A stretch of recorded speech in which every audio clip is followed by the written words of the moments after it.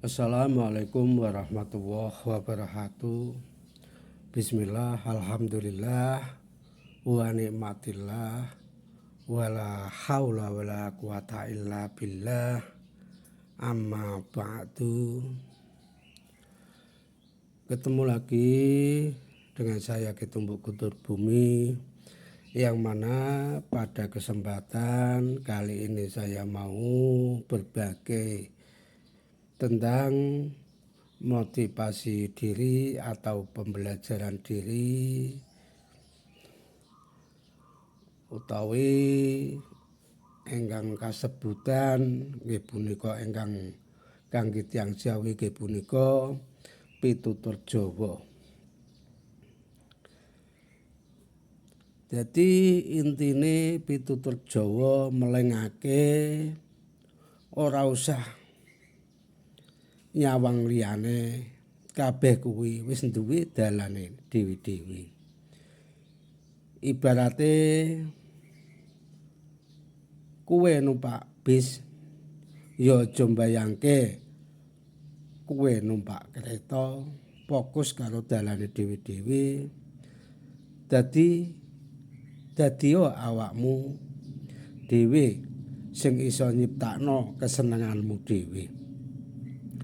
Ora usah melu-melu standarte wong liya, kabeh omah duwe pawon, ananging ora kabeh pawon duweni bumbu sing padha.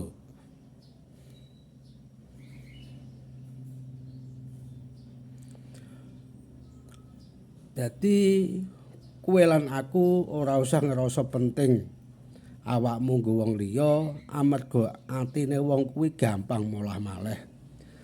Saiki awak dhewe digunakno liya dina awakmu ora bejaji utawa ya ora bakal diajeni. Yaiku lah sing jenenge manungsa. Mangkane dadi awakmu dhewe ora usah nuruti karepe wong liya. Ibarate wong liya ora bakal peduli yen kowe aku kadang kalane masuk angin, lara, apa neh ora duwe duit. Makane kabeh dulur sayang karo awakmu dhewe. Mergo wong liya ora bakal ngerteni lan memahami apa sing awak dhewe alami. Dadi urip iku sak mampune wae. Sak kuwate wae, aja ngongso yen sekirane ora mampu apa ora kuat, ora usah dioyok.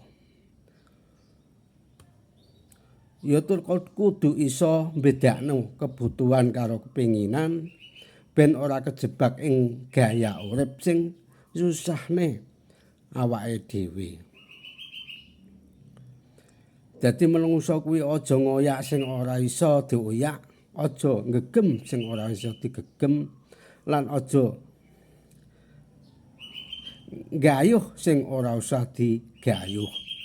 Gayuhan yen sikilmu kesel, ora perlu dipaksa lan ora perlu kesusu nguber donya. Amarga nek wis pestine rezekimu teko, bakale ya mara karepe dhewe. Jadi ora perlu ketok apik ambi wong liya. Amarga sing ketok apik durung mesti apik tenan. Cukup dadi wong sing tulus, ikhlas, jujur. Ben wong sing duweni ati wae sing iso bener-bener memahami utawa ngrasakake. Dadi wong apik ora wong sing aneh-aneh. Dadi nek miturute aku luwih apik dianggep wong bodoh ananging ngerti carane ngajeni wong liya tinimbang wong pinter ananging keblinger mung isone ngrendahno marang liyan. Ya jeneng manungsa ya kadang kala wong iri iku ora nggur krana kowe aku nduweni bondo donya akeh ananging wong iri iku merga nyawang uripe awak dhewe saben dinane ayem tentrem bungah krana rasa syukure. Saiso-isoe ajarana atimu supaya aja nganti gemedhe. Didiken atimu aja nganti seneng ngremehke wong liya.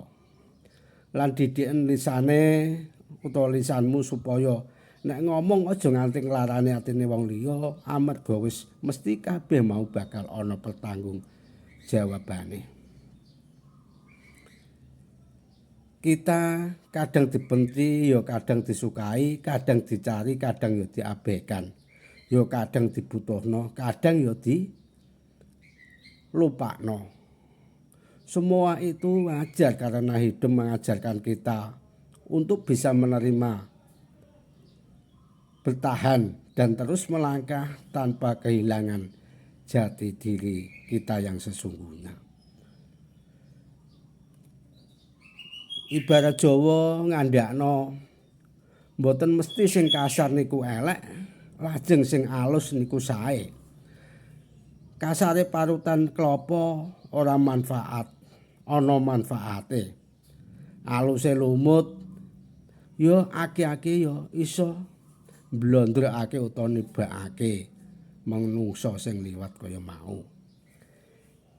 Yen namung anggoleki bener luput lan ala becike sing ing liyan bakal entek wektumu sia-sia kelangan kesempataning nikmat nglakoni anugrahaning Gusti Allah Subhanahu wa taala kanggo uripe dhewe-dhewe. Tekaning watesing takdir supaya sadar lan bisa kanggo nyawang lan dandani tumindake pribadi ing ala becik ing sejatine awake dhewe. Ibarat kata tiada hidup tanpa ujian, tiada proses tanpa kesulitan. Semua hanya tentang kesabaran. Janganlah selalu gundah dan merenung. Yakinlah akan ada cerah setelah mendung. Yakinlah akan ada indah di penghujung nanti. Kabeh manungsa iku ora padha nanging ayo kabeh sedulur padha andandani awake dhewe-dhewe supayane awake dhewe iso radu apik anggen kita seserawungan ana ing masyarakat utawa ana ing tangga teparo. Ora kok ateges awake dhewe melek diajeni amarga awake dhewe iki lapo kok diajeni wong ora duwe pengaji utawa ora ateges awake dhewe melek dihormati.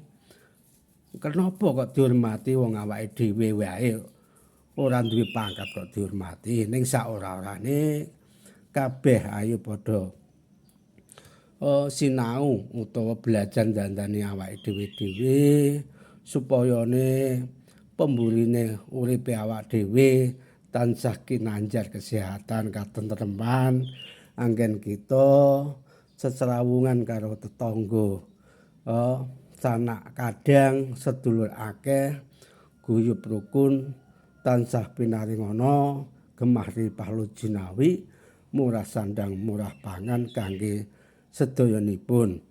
Kalau kinten ngalap cekap kirang langkung nyuwun agung pangapunten niku wau tentang pembelajaran motivasi diri utawa pepeleng pengeleng-eleng awake dhewe terutama kanggo pribadine kula piyambak. Kula kinten ngalap cekap kirang langkung nyuwun agung pangapunten. Wassalamualaikum warahmatullahi wabarakatuh.